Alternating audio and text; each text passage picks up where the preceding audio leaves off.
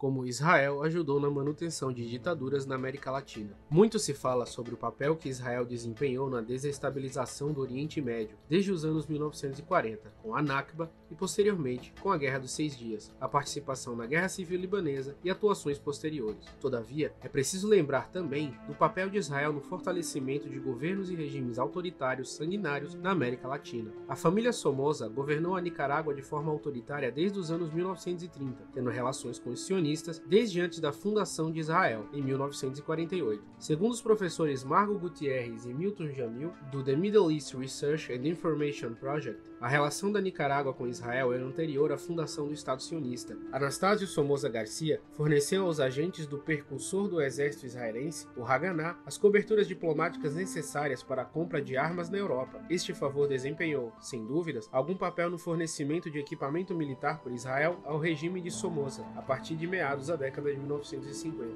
Em fevereiro de 1957, uma delegação da Nicarágua a Israel negociou um acordo de armas no valor de 1,2 milhões de dólares com Shimon Peres, então diretor-geral do Ministério de Defesa de Israel. Posteriormente, Israel ainda apoiou os contras da Nicarágua, responsáveis por mais de 1.000 ataques terroristas no país. No final de 1982, Israel enviou aos contras milhares de rifles de assalto AK-47, que havia capturado da Organização para a Libertação da Palestina no Líbano. Esses rifles foram pagos com fundos da CIA em condições de dinheiro e transporte. Cerca de 500 armas foram canalizadas para Eden Pastora, em Israel, através da Venezuela. O restante foi destinado a Edgar Chamorro, da Força Democrática da Nicarágua, FDN. Entre os anos 1960 e 1980, por sua vez, Israel também esteve envolvido na brutal Guerra Civil da Guatemala, onde mais de 200 mil pessoas foram mortas, participando ativamente do genocídio. Segundo um estudo da Al Jazeera de 2003, os israelenses forneceram rifles Galil a Guatemala e construíram uma fábrica de munições para eles, além de fornecerem veículos blindados e de transporte de pessoal e aviões Arava. Nos bastidores, estiveram ativamente envolvidos na mais sangrenta campanha contra a insurreição que o hemisfério conheceu desde a conquista europeia, na qual pelo menos 200 mil, na sua maioria indígenas,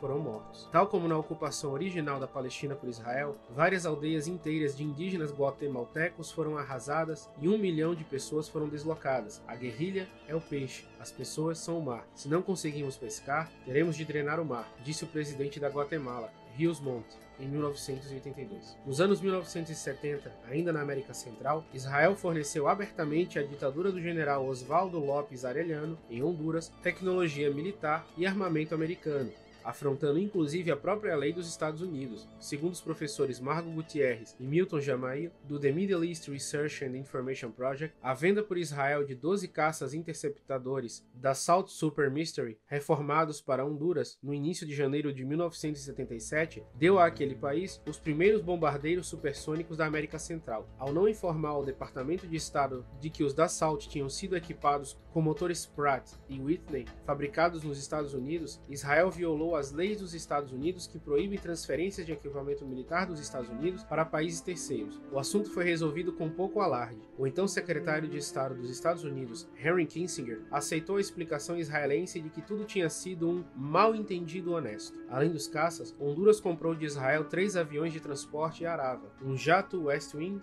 rifles automáticos Galil, submetralhadoras Uzi, 14 carros blindados RBY-MK, morteiros de 106mm e 5 barcos de patrulha rápida ao longo do curso da década de 1970. Durante a ditadura e a Guerra Civil de El Salvador, entre as décadas de 1970 e 1990, por sua vez, Israel forneceu armas e treinou ativamente esquadrões da morte no país. Segundo a jornalista salvadorenha Belén Fernandes, o que nos leva ao papel de Israel no armamento das forças de direita em El Salvador. Um vídeo recente da Al Jazeera lembra-nos que, de 1975 a 1979, período que antecedeu a Guerra Civil salvadorenha de 12 anos, 83% das importações militares de El Salvador vieram de Israel. Além disso, os israelenses ajudaram a treinar a Ansensal, a polícia secreta que lançaria as bases para os esquadrões da morte, durante a guerra, durante a qual pelo menos 75 mil pessoas morreram. A grande maioria da violência letal foi cometida pelo Estado e por grupos paramilitares, aliados e esquadrões da morte. Em 1984, por sua vez, na América do Sul, as Farc e o presidente colombiano Belisário Bentancur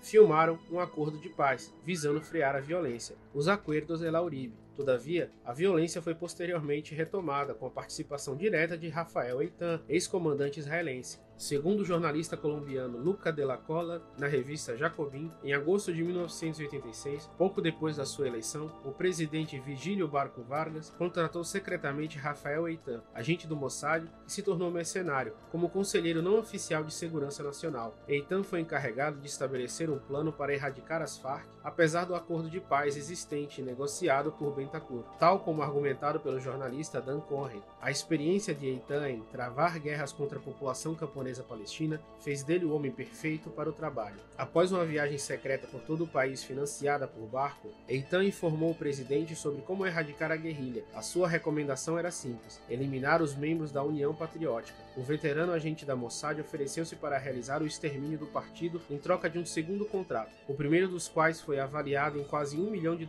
quase 3 milhões de dólares ajustados pela inflação. Ainda na América do Sul, Israel participou de outra ditadura, a do general Augusto Pinochet, no Chile. Segundo Anthony Lowenstein, no livro The Palestine Laboratory, Israel não só treinou o pessoal chileno para ajudar na repressão contra o seu próprio povo. Depois do embargo de armas contra o Chile, aprovado pelo Congresso dos Estados Unidos em 1976, um telegrama da Embaixada dos Estados Unidos no Chile mostra que Israel era o maior contribuidor de armas para Pinochet. Outro telegrama dos Estados Unidos, datado de 10 de abril de 1984, indica que o subsecretário de Estado dos Estados Unidos indicou que Israel era um dos mais importantes distribuidores de armas ao regime. Israel ainda continuou fornecendo armas a Pinochet após o embargo do Congresso americano à ditadura, em 1976. Segundo o professor chileno Rodrigo Carmi, é fundamental, no entanto, notar que, para além dos documentos, há um fato inegável. A ditadura de Pinochet, especialmente após o embargo patrocinado pelo Congresso dos Estados Unidos contra a venda de armas ao Chile em 1976, transformou Israel no principal país fornecedor de segurança. A Elbit System, a IAI e a Rafael, entre outras, tornaram-se as principais empresas associadas à indústria de segurança chilena. Os crimes israelenses não se resumem ao povo palestino. Israel é um estado de terrorismo, morte, repressão e assassinatos em massa em escala mundial. História Islâmica com Mansur Peixoto.